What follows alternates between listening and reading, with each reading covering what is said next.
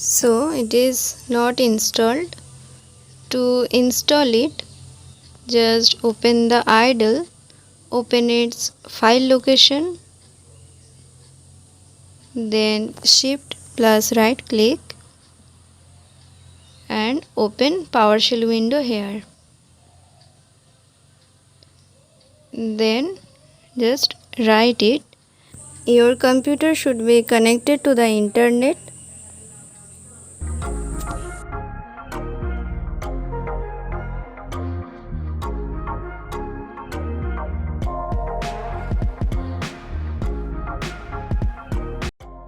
So it is successfully installed, but it has an upgraded version.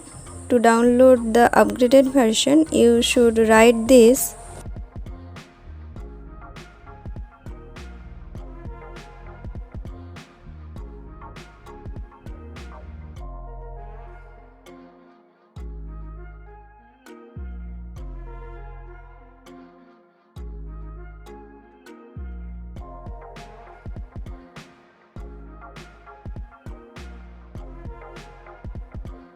So the updated version is installed. Now you can check it. Just open the idle and write.